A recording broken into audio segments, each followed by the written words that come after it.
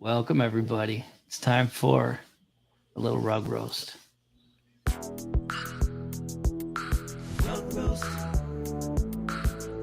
Live. Like, retweet, comment, DM it to everyone you know, text it to people. Just shill the shit out of my show. Find a 2160 show. Bring them in. Hey, welcome. So this is episode 11. Thank you everybody for joining. We've got Kazu with us, and SUPERLOTL is planned to arrive. We haven't seen them yet. There she is. So we'll bring her up. So yeah, we've got Kazu, SUPERLOTL, and me, Burn, and 2160. What's up, guys? Yo, Hi, everyone. welcome. Yo. So we're gonna kick it off by having a little talk about aliens. Yeah, I think it's super important after like the news that has come out. I've always been a believer in aliens just because of like mathematics. Statistically, it just doesn't make sense that we can see all these galaxies and we're the only intelligent life out there.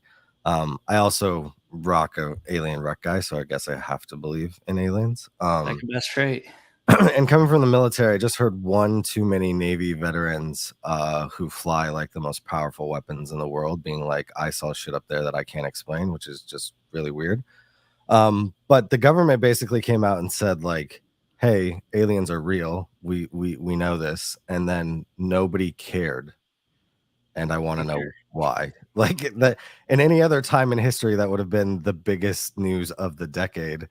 And instead it was just like nothing. Nobody cared. So either we all knew aliens were real because we all grew up on X-Files like I did, or the news media has just corrupted our attention span and our ability to recognize what might be super impactful to our own lives.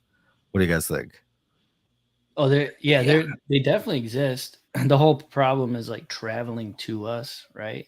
So there's all kinds of stuff out there, but like the ability to travel to us from that far away, like the speed of light's the fastest you can go, right? But all these like quantum physicians talk about like wormholes and like bending time and like traveling through that. So if they are here, that's how they got here. But I know that a lot of pilots see super weird shit. And actually I'm gonna take you guys through an experience my father-in-law had in a little bit here, but let's open it up to the other guests. I mean, did you guys see Interstellar? These things are definitely real. There's just way too much evidence out there, too many stories, you know. And if the government wants to hide it up. We're still going to interact. Like, let them come. Yeah, well, you got to think though, like if they're not interacting with us, broadly speaking, and they're only like interacting with our government, they're kind of shitty aliens, right? Like they're not on a level. If you think about it, like if they're buddy with our government, they're like, yeah, we'll keep our existence on the DL, but you know I don't know what they want, you know, I don't like, maybe they like Big Macs, maybe that's why they come here. I have no idea. I love this take. Maybe they're just shitty aliens that aren't on the level. like that's the first set of aliens humankind meets, are just like the C team or the D team that like the other aliens of the galaxy are just making fun of. This is a new take I hadn't considered. We only talk to government aliens. Like, what the fuck, dude? Yeah, like come to the Web3 games. How about that? Let's get an alien team. Let's see how good they are at golf and pickleball. There we go.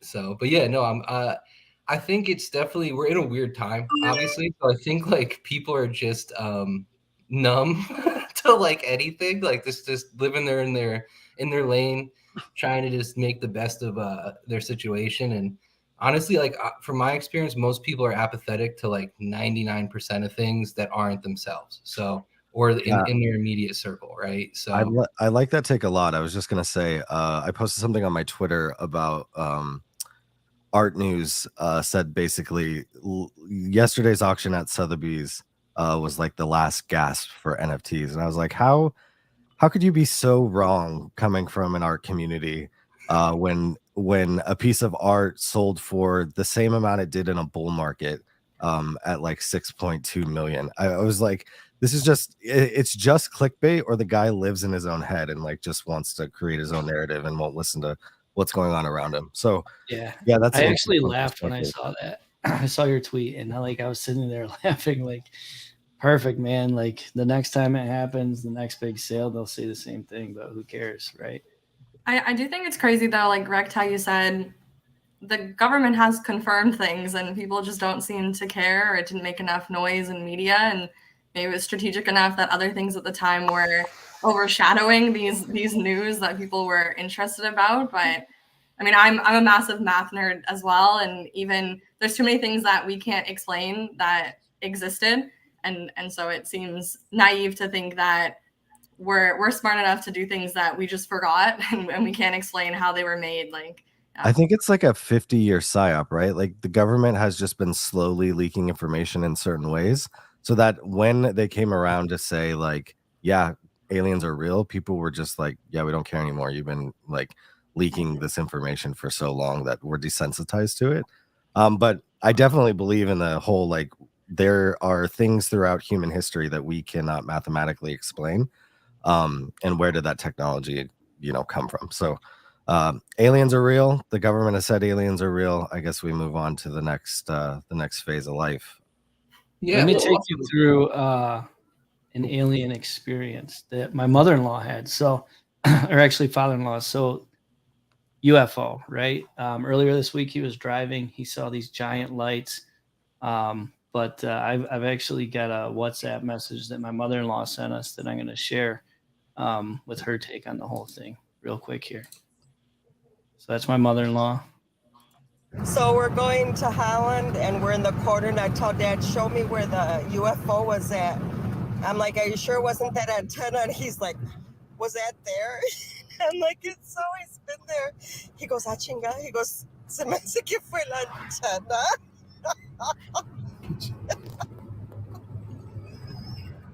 So no UFO, it was a freaking antenna. That's what. So that was an experience we dealt with this week. Papa, as my daughters call him, thought he saw a UFO, but it was just an antenna. So I thought that was worth the share. Yeah, I definitely think that happens a lot, right? Like people are definitely out there trying to see something that's not there. But like some of these like motion tracking videos off of like F-16s and these like really advanced level like tracking systems that like bring stuff up that's flying in the air that is moving erratically, like it doesn't make sense to physics. Like those things would be harder to explain by something like a man-made object, right? So yes, definitely two sides of a coin with alien experiences from humanity. Yeah, for sure. And I've seen the videos, like the ones that the government released, and nothing can move like the way these objects move. So pretty interesting stuff. But on that note, let's get into the show. We're kicking it off with Kazu first. We've got Joe and SB the Ghost with us. If you guys want to start by just giving us a brief background on how you got into NFTs, what your experience has been so far, and then we'll dig into the project after that. Yeah, so I'll go first. So during COVID, I had a lot of, as an event organizer, I had a lot of time on my hands. So I got into a lot of different hobbies. One of those was investing.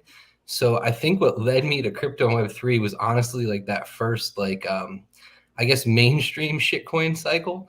And then, from there, and that was kind of ending right around the time like Bored Ape minted and stuff. And by that point, I was really interested in the space, kind of learn, I'm not the super technical, I'm more on the creative side, but kind of can see the different applications for blockchain and stuff. And, obviously I think like we're still in a pretty primitive, like period for it. And I think as we get on, like, I think the most like valuable use cases are definitely the most boring, which is probably why we're where we're at.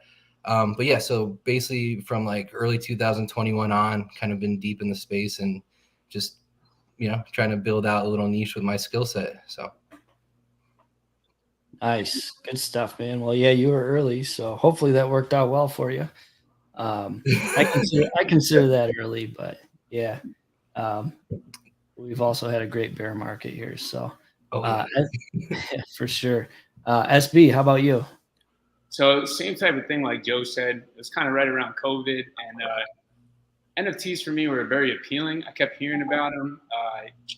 Was really big into trading cards and collectibles growing up. So for me, and tech, so it kind of just made sense. It was like, this is the next variation of collectibles. But I wasn't ready to jump ship. But one of my best friends kept hounding me, like, dude, you got to check these things out. Like, you got to look at this project. You got to look at this project. And I kept telling him no, like, I'm going to do it on my own time, at my own pace. So I started getting, I guess, scouted by different NFT projects that were like relevant to my interest. And one of them was a golf project. And I was like, oh, snap, like this might be it. Like, this might be my entryway into it, because this is something I'm super passionate about, and it's an NFT. And at that time, it was a Crypto Country Club, and it was a small golf project that had some utility behind it. They had Joe Damon, the pro, on their team as like a pro golfer. And I'm like, this is cool. I like the utility. I like what you guys are talking about. And that was kind of my entry. And Joe and I actually met through another golf NFT project.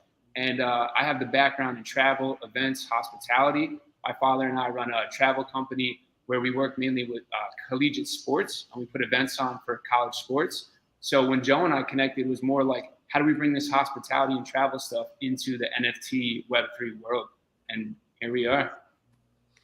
I think that's such a perfect example of how people think mass adoption in the space is going to be one singular event, and it's just not. You had friends telling you, hey, you need to get into here, but you didn't have anything that related to your life or to your interest. And so that's why I always applaud, and I think shows like this are important, is to bring different mechanisms, different ideas, and different concepts to show people that this Web3 technology can be introduced to a whole host of new audiences as people get more and more creative and bringing it into the interests that people have in everyday life, right? So I'm always a big proponent of saying this technology will reach mass adoption when people are need it or use it in everyday life and don't even realize that they're using it. And something like you're talking about, like a country club membership, is a perfect example. Yeah, 100%. And I mean, I think membership utility is realistically the path of least resistance for mass adoption in a lot of ways. And I think you see that with Starbucks, Swish, obviously, tons of projects that are leaning into that. And they tend to be the ones that stick around more than just something where it's like, hey, we're doing this cool PFP and we'll figure it out. And it's hard. It's hard to figure things out when you're, and granted, like, our space is still pretty small. Obviously the bear has kind of pushed a lot of folks out. But there's still, a lot of noise regardless of that. And I think that's the case with any industry, where if there's something there and there's actual use cases, there's going to be a lot more noise than substance. But, finding the substance definitely will pay off for you in the long run, or leaning into that. Right. Yeah. So this bear, I think, for people who have been around for a long time, I entered NFTs on Web3 in 2020. And at the height of the bull, a lot of people in the background were calling for a bear market because it was just getting out of control. And while, some days are very difficult to handle, I think this is really what this space needs. And what you find is the people that are passionate and innovative and inquisitive have stuck around. Like, I just got back from NFC Lisbon, and it was a great event. And the passion and the excitement of the people in the room are the people that we need around to kind of build this back up in a more sturdy fashion. So it's definitely exciting to see, the things that are being worked on right now in the space. Oh, absolutely. Yeah. I mean, and that's kind of why we, we're not doing, like with our project, we're really focused on experiential and kind of in-person experiences tied to Web3, but also some other industries as well. And it's just because, like, where our skill sets are, I don't think we're going to add any value if we try to develop something technical or code driven or anything like that. And there's plenty of people building really unique projects there anyway. So it's like, how can we support the broader industry? How can we help bring people together to maybe get some unique collaborations that maybe they would have missed if they didn't attend one of our events? So yeah, I think that's kind of why we're leaning into what we're doing with Kazu. And it's just the best way we can help, because we do believe in, like, the technology overall and what it will lead to eventually, once we get past this rocky patch. Yeah. So on that note, take us through Kazu Tell us about it. All right, yeah. So Kazu is essentially a recreational networking company. We're focused on connecting, like just from my experiences, like doing some satellite events at bigger conferences and even running golf events at some of bigger conferences. Like I don't know, the state of networking where you spend like thousands of dollars to just, it's just like a weird vibe. Like I guess is the easiest and most polite way, I guess, to describe it. So it's like, how can we put people together in a way where it's easier for their guard to come down and you can kind of like wipe out some of that professional fluff that you get at some of these other conferences. So it's using recreation and leisure. And, you know, with our launch event in Bermuda in October, the Web3 games, I think it's essentially taking like an adult, like the field day format and kind of altering it for an adult audience and putting people together from within the industry to compete in kind of a bunch of fun, casually competitive events. So golf, pickleball, scavenger hunt, some other things that will be revealed closer to the event. So, you know. Yeah, Nice. I like that. I like the idea of getting people's guards down, right? If you're playing golf or you're doing an activity, you're gonna be more. It loosens you up a little bit, so that's good. Well, and dude, golf is one of those games where the personal struggle is apparent, even if you think you're hiding it, because maybe you're just like internally bubbling with rage over how bad you're playing. And from my experience, man, I feel like it's like a good way to vet people. And I've heard that from a lot of different people in business where like they feel like golf is like their secret weapon for vetting a possible business relationship. But anything competitive where people like feel like they have something at stake, you kind of get to see their true colors, whether they intend to show them or not. I think that's really helpful for if you're going to get into a relationship with anyone, business or personal, you know? Yeah, with golf, like if I'm playing and I hit a bad shot and someone just starts laughing, they're in. Like they're good with me. Like I want someone who's gonna laugh at my bad shots. I got a lot of that last weekend. I played like 36 holes and my friends were just giving me shit the whole time. But that's I definitely get that. You see how people really are on the golf cart or golf course. I've played with people who just went and sat in the cart the whole time because they were so mad they didn't want to play anymore. You want to do business with someone like that? Fuck no, right? Nah, you don't want people that quit that easy, right? I mean, like you're gonna face adversity in business, right? I mean, like and that's kind of part of the reason we picked Bermuda. We know logistically doing an event in Bermuda is a bit of a challenge, but we also, you know, touching on kind of the broader industry focus, we know Bermuda is really sincere about being like a tech and Web3 kind of hub. And they're also trying to like really lean into sports tourism. So we feel like we're in a nice sweet spot where there's a lot of symbiotic opportunities between what we're trying to build and what they're trying to do to get more people to the island and realize it's not like just a triangle in the middle of the ocean where planes crash, you know?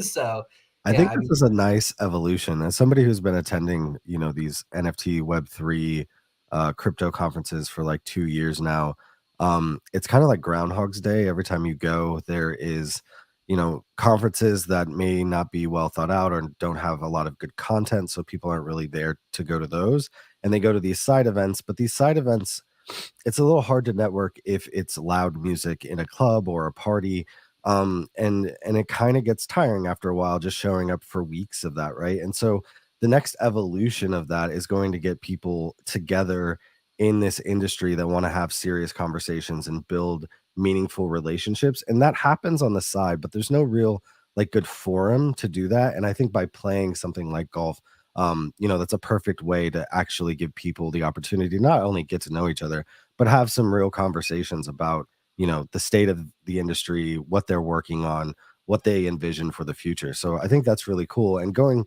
someplace like Bermuda, I've been to Bermuda, it's beautiful, by the way, so I don't know that I'll be able to attend this event. I'll have to check my calendar, but it sounds really cool. How do people get involved with your project?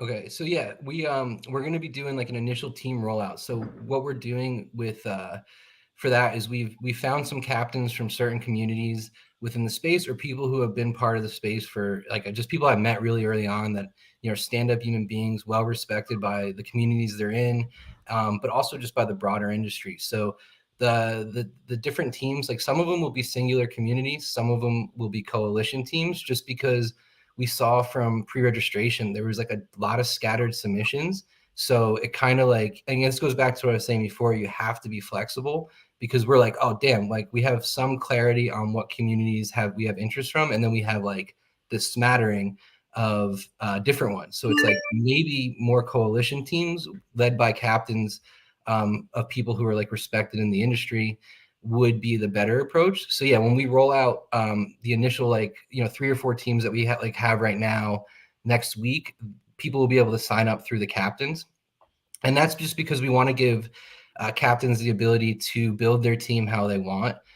We do want this to be a very collaborative endeavor with like everyone we're involved with. So it's more about letting them, like, do they want to be strategic and try to find absolute sticks and fucking pickleball pros? Like, you know what I mean? Or do they want to just be like, who's the most fun, or first come, first serve, right? Like there's and to your point that you were kind of talking about before, about like kind of rinse and repeat with events, like we wanted to curate this format in a way where you put people in an environment where they really have to collaborate, come up with strategy to kind of figure out the best way to maximize their point accumulation for the team totals.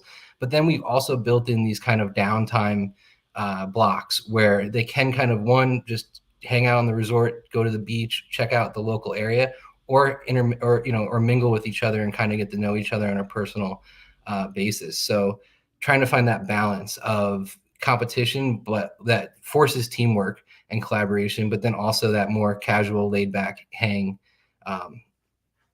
kind of situation. Nice. I like it. So how does it work? Like, do people mint a pass? They hold that pass that gets them into the events. Are you minting for each event? Like what is, I guess, the mechanics of this look like? Right now, we're rooted in Web 2, mainly because of the skepticism around the space. And coming back to our mission, it's really like we just want to bring people together in a meaningful way. So to avoid any type of headaches or any skepticism at all, it's like, let's just keep this as Web 2 as we can right now in terms of signups, buying tickets, registration portal, and eventually down the line, we definitely want to dive more into Web 3 and potentially have passes that are mintable for different experiences or events that we have rolling out in the future. Nice. Yeah, I like that. I mean, keep it straightforward, and that keeps it open to everybody. Okay. Yeah, that makes sense. Typically we would rate like a project, but as you're not really, you're a business, you're not a project per se, right? You probably have a community, but typically there's like some sort of token tied in with any kind of project. So I guess 2160, any questions? Yeah, no, I honestly actually don't see anything wrong with it. I think I've made my own journey being in this space. I'm a person that loves technology and got into this space because it was kind of an obvious hobby for me, coming from a tech background and kind of somebody who's always loved art my entire life. NFTs, Web3 kind of just made sense.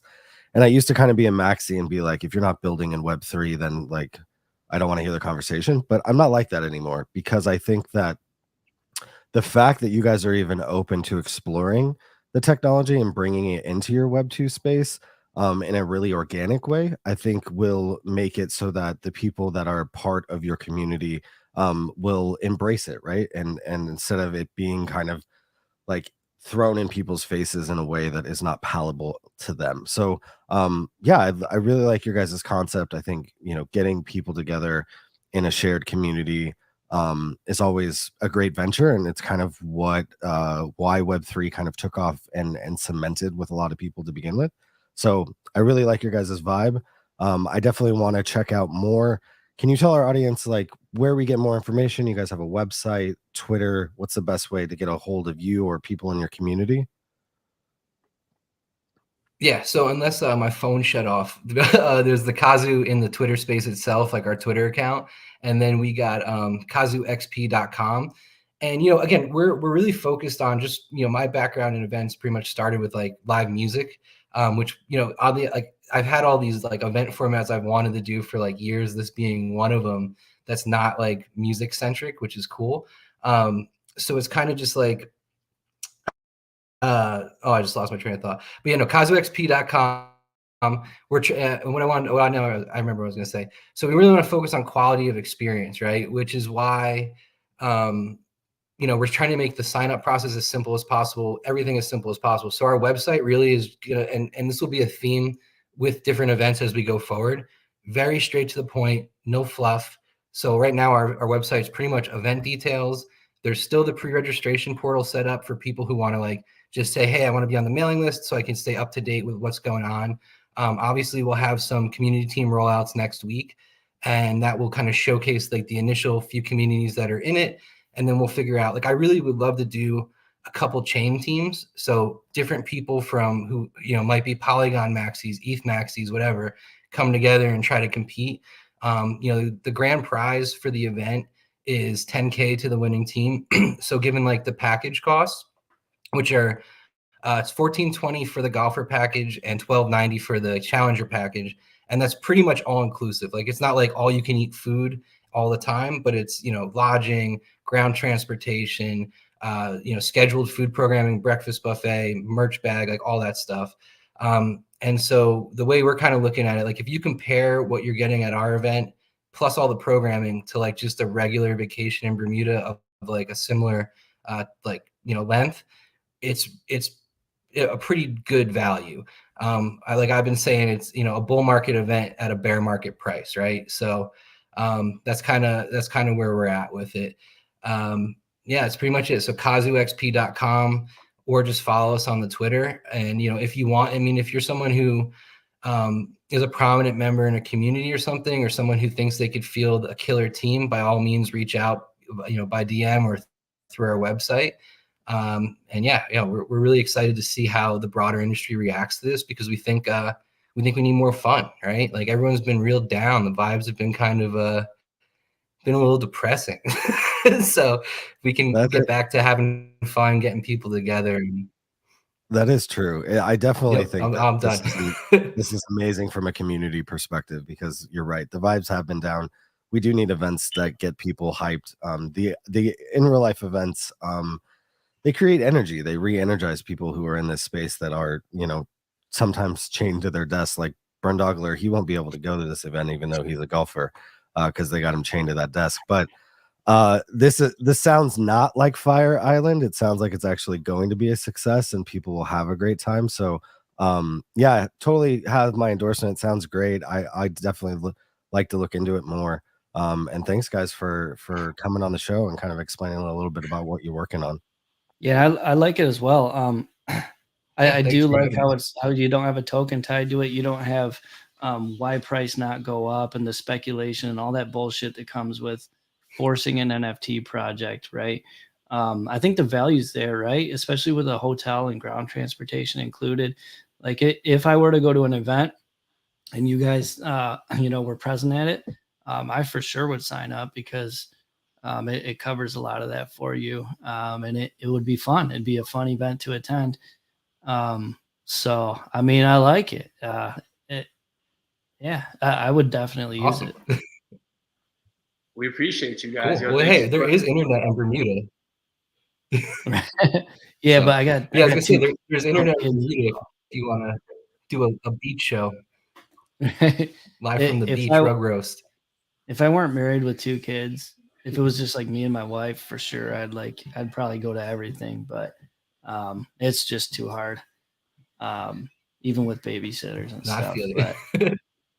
But someday I'll probably be at one of your events, but I like it, man. I think if you guys can just keep crushing the marketing, be active in a lot of communities, you could really blow these games up. Appreciate it, guys. Hopefully we can see you out there. That's the goal, man. So yeah, you guys can laugh at my shitty golf swing. So. You might be pool house junkie in us. You might be an ace. Oh, dude, I'm bad too. Yeah, I'm bad, but it's fun. You get a few good hits around. That's enough for me. So I'm just out there drinking and having fun. That's what it's about. Yeah, if you're not going pro, that's all you can do for golf. Yeah, exactly. Sorry, I had a phone. Cool. Yeah, but thanks for coming on, guys. 2160. Any closing comments? No, I'm good. Best of luck in October, guys. Thanks so much, guys. Awesome. Thank you, guys. Thanks, guys. Good luck. Rebecca, how are you? I'm doing good. How are you guys? Doing well, doing well. Thanks for coming on. So yeah, I guess it's about your experience in NFTs, how you got into them, and what you've been doing since.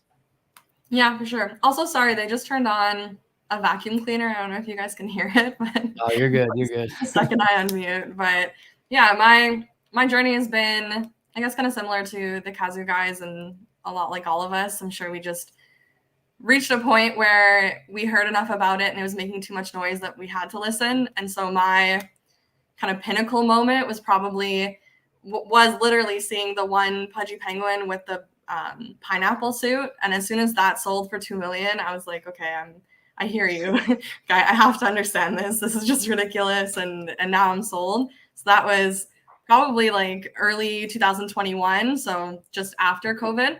And then since then, I've been just really going hard on more, I guess, traditional Web2 companies and trying to understand what can they do in the space and how can it be relevant for them. So I did some just like consulting things, and that's kind of what brought me to Inkbox, which is a very native Web2 company. We've been around since 2015 and they're owned by BIC. So been really excited to figure out ways that, I mean, what is BIC going to do in the metaverse? How are they going to be the pen of this new world? And just trying to do a lot of onboarding and education has been most of my background journey before coming to this specific NFT collection, which I'm working on.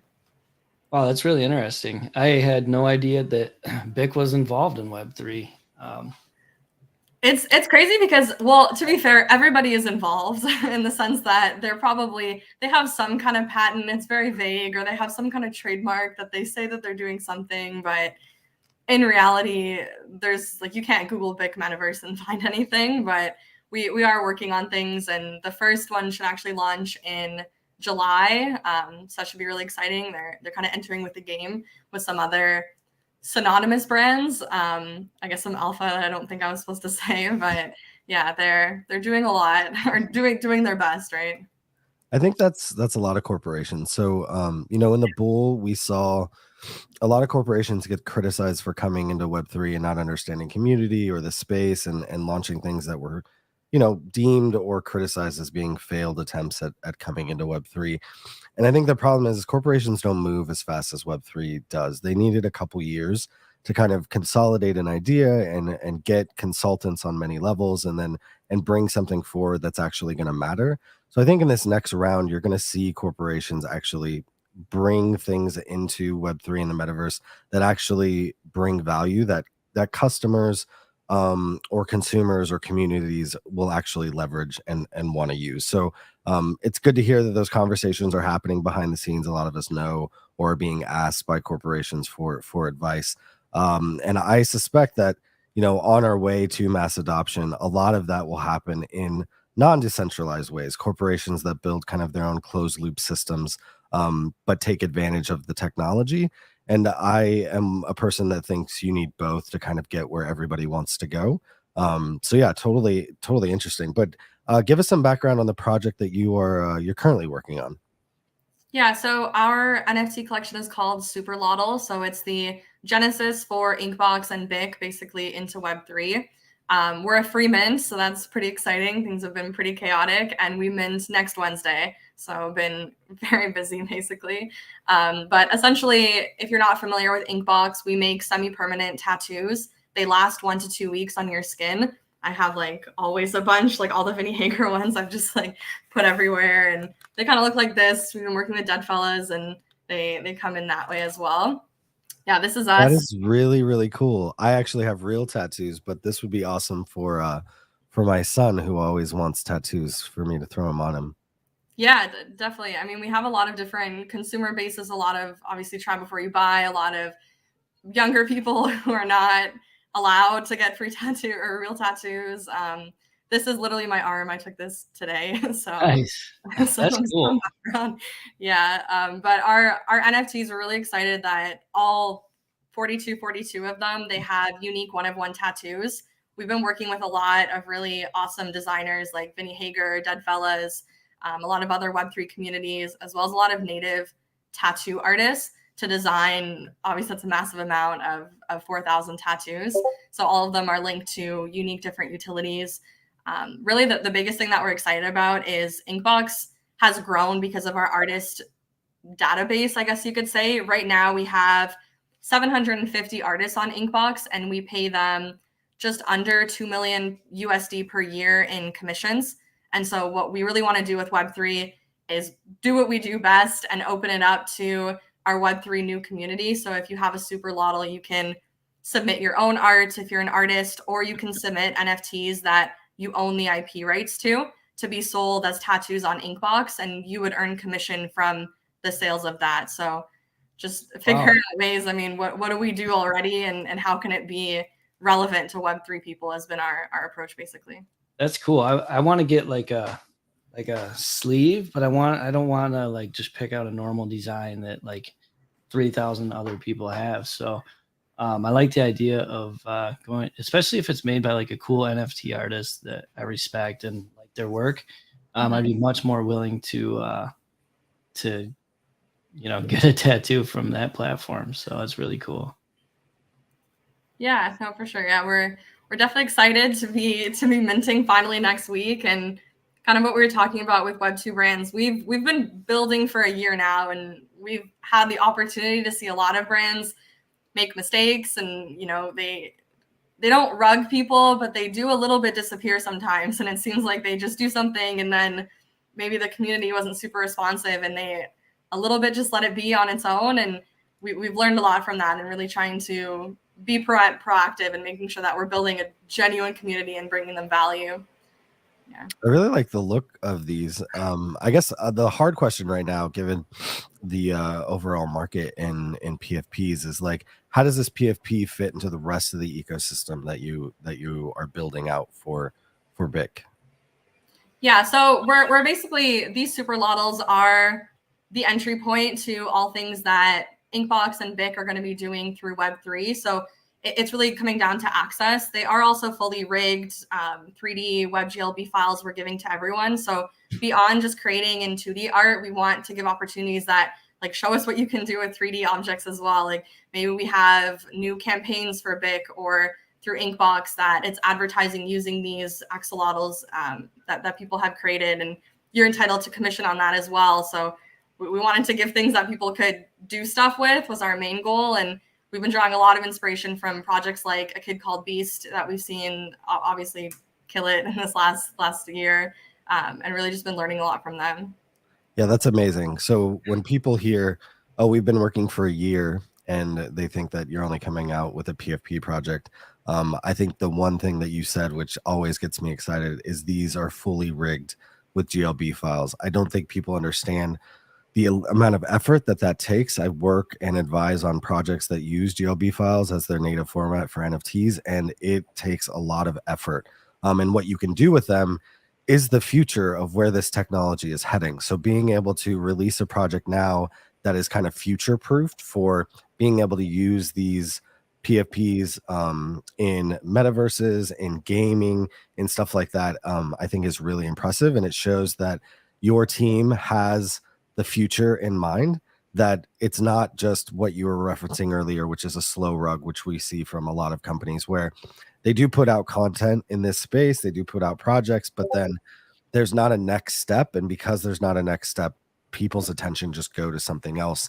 And then the community kind of just bleeds away. So that's super exciting. I'm excited to not only participate, it's a free mint, but do I need to sign up somewhere? Do I need to get on an allow list? How do we participate? Or we just jump in on Wednesday and hit mint as many times as we can? I guess that's a strategy you can do. But no, our website is superlotls.com. So everything is minting directly on there. We are also partnered with MoonPay. So obviously there's fees involved. And even with the free mints, we want to make sure it's accessible. So whether you're going to pay for those fees in ETH or in USD with a credit card, you can do that directly on our mint site. To get onto our guaranteed whitelist, which is the LOTL Legends, we have the LOTL Oath that I hope that you've seen go around on Twitter lately that people are tweeting about. So you basically have to kind of raise your hand and say that you're committed to minting a LOTL next Wednesday. and you get that role in our Discord, and we have a lot of other Discord giveaways obviously going on too. Yeah, it's a good point about the future as well. I'm always hesitant to talk about our longer term plans because, you know, do things here and now first before you start promising tattoo skins in gaming, and where our traits are also dynamic, so you can add multiple tattoos onto your character. And we want to do limited edition drops with different Web3 communities. This year, we're really focused on how do we pay people in new ways and cool ways through their designs, through their NFTs? How do we monetize IP for people if they don't have opportunities? That's our core focus. And then also just getting access to tattoos. Like some of these guys are booked 5 years in advance. You can never get ink by them. And so we have those relationships. And with the SUPERLOTL, you can get these priority bookings as well. So we're focus on IRL, and then we go into the gaming and all the cool things that I'm most excited about for sure. Yeah, I mean, I definitely understand the hesitancy of wanting to promise too much, right? But I think there's some cool features here that you're talking about, right? So not only access to incredible artists, which as a NFT collector and a tattoo collector, I've waited, 2 to 5 years to get tattooed by an artist that I've really looking forward to.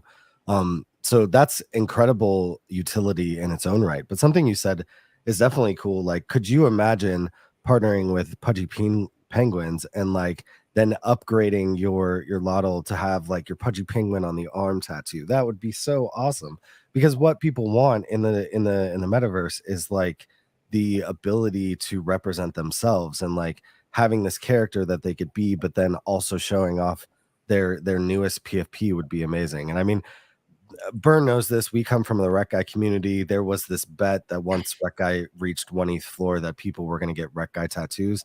I have a Rec Guy tattoo because of that. Burn chickened out. We won't talk about it. Listen, once it hits 100 ETH, I have to get tattoos of Mando, Alien Queen, and Obi's yeah. on me. Not right. on my face, but on me. It's like full face. All right, well, we'll see what happens first. Interchangeable tattoos from Rebecca's project, or your 100 ETH Rec Guy OSF tattoo on your face. Happening in 2.5 years. Will be 2.5 years. You heard it here first. But I think it's incredible the amount of things that you could do with this project. I think there's a ton of degens who have tattoos, so I think it's something that people can relate to. I also really dig the art. So I'm definitely going to figure out how to take this oath so I can get on this allow list, because I definitely want to be able to mint one for sure. Yeah. Sorry. Oh, sorry. I normally don't do this right on stream, but if you want to send me details via email, send me full copy of what you want. I'll blast this out in Rug Radio and DGen's Discord, because it's free. There's no risk. There's a big brand involved. It's cool. I mean, I think the art's amazing. And the whatever files you guys were talking about, I'm not very techie, but hey, you got those files. So if you got those files, it's good. Again, tattoos, but I think both communities like those. So if you want, I'll do a free blast for you. With those files, Burn, you could take it into something like on Cyber, and you could just throw the 3D in like a gallery of whatever you minted, which would and just have it chilling in your gallery. Yeah, it's like that. Those GOB files are native to most metaverses, so having that utility like right off the bat from Mint is amazing. That's cool. So on OpenSea, you can see like the 360-degree view basically, and then you download that and can use that in a bunch of different ways. It's funny that you mentioned Pudgy Penguins, because we might be talking to them, and so we definitely have things on its way, and it's kind of native, right? And in every Web3 community, there's like hoodies and hats, and why not custom made tattoos that their communities can rep for them as well. We were at the NFT NYC event with Deadfellas last year, and they had Scab Shop actually like needling, like real tattooing people, and then we were beside them. Just so if you're not that hardcore of a Deadfellas fan, you can get it temporary or get the permanent one as well. So events you might be interested in this. Yeah, I love this idea. I think it has legs. I think you got a lot of communities that would love to partner with you and get these temporary tattoos, and then tattoos on PFPs as well. I think it's really cool. Same. Yeah, thanks. I'm gonna rate it. Should I rate it? Yeah, go ahead. I'm gonna rate you. I'm gonna give you an 8.3. I mean, it's cool. Obviously, you got a big name tied to it. Tattoos super cool. Got the files, and there's no risk. So in all we've seen so far is projects where there is a cost to mint, which I get it, they got to make money. But the fact that you're just making this accessible to everybody, we haven't seen that in a long time. I love the art. I think it's super cool. I like the idea of leveraging the communities to get them involved with the tattoos. That's super cool. I'm gonna bring this up to OSF. I'm gonna shill it to them and be like, dude, we gotta get involved here. So Yeah, that's actually a really good point. I'm gonna give it a high score too, because I'm gonna give it an 8.6, and I think I'm gonna do that for a few reasons. One, you're bringing a brand into the space, I think, in a really unique and right way, where Burn says it is free for people to get involved, which is always amazing. And it's kind of a let us show you what we can do mentality. It's not a hey, pay us up front and then we'll try to deliver something later.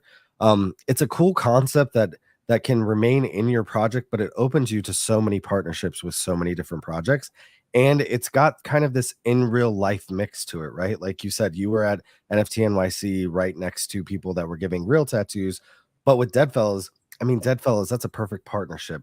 Pudgy's great partnership. I think Rec Guy would be an amazing partnership. Like, so for all of those different reasons and the interchangeableness of being able to like throw new tattoos and get access to artists, and then you thinking and future proofing the project with the 3D files.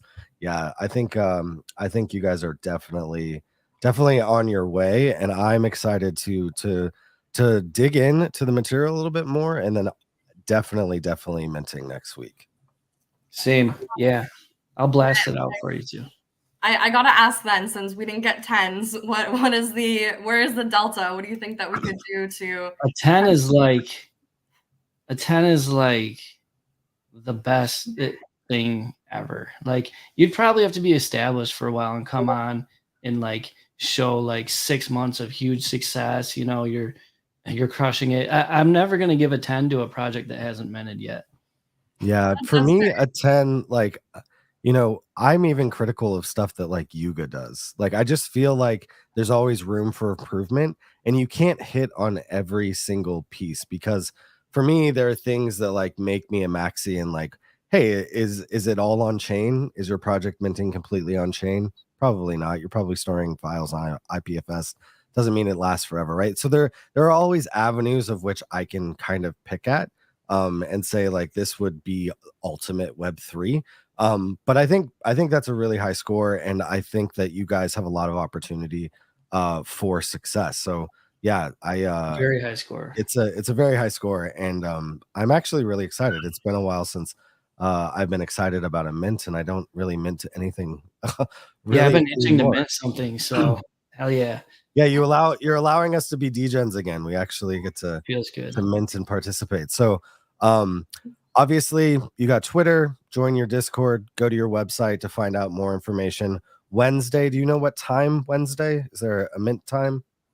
Yeah, I can send over like a Mint 101 doc as well. So 12 p.m. is when the guaranteed whitelist will begin, and then until we sell out. So hopefully a minute later, but obviously I'm being realistic. So 12 p.m. next Wednesday, free mint, and it's 2 per wallet. We want it to be reasonable and not have one guy sweep them all. Yeah, that's good. It'll mint out for sure, and I'll help make sure that happens. So if you want to email me the details, we'll do the blast. But yeah, super cool project. I can't wait to mint something. It's been just for clarity, because we do have audience members from all over the world. 12 p.m. Eastern, Pacific Standard Time. Oh right. European time. Central. 12 p.m. China time. It'd be a little rough. Don't do that to me, because that means I got to wake up in the middle of the night. Right.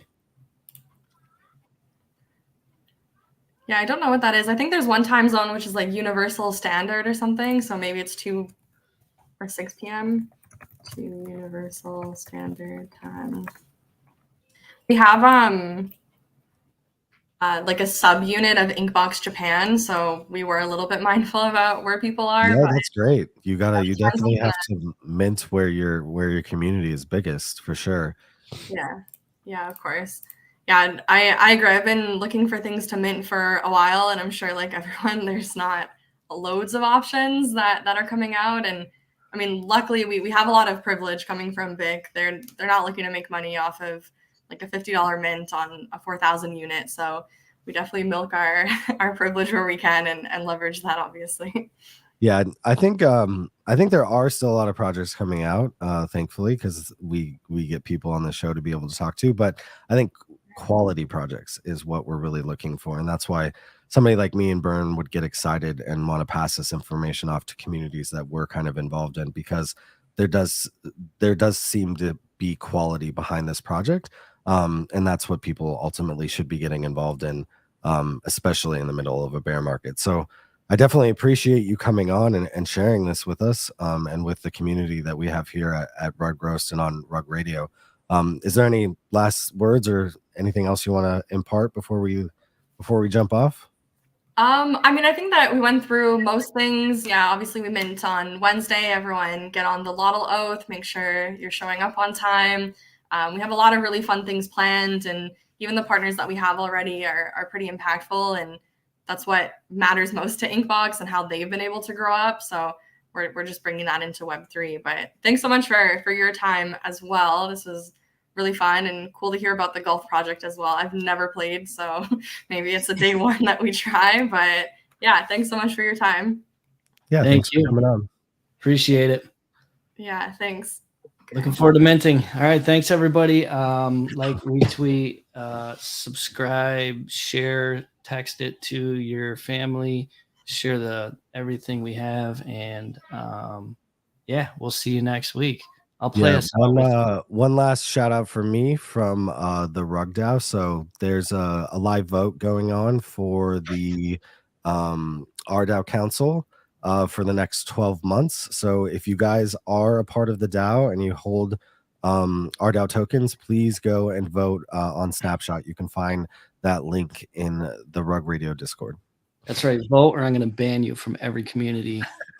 Every community you're in. Don't get on Byrne's bad side. He runs all the communities, every single one of them. Iron fist.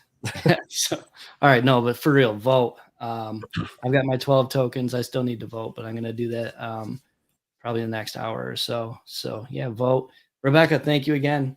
21. Yeah, thanks, Rebecca. Appreciate it. Good show. Can't wait to mint. And I'll play us out with little J6. All right, let's go. Let's go.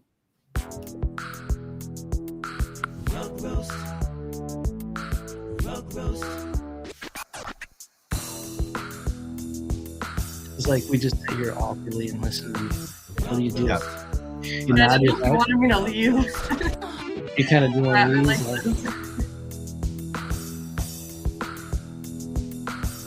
I just like the song. All right, thanks everybody. See you next time. Thank you.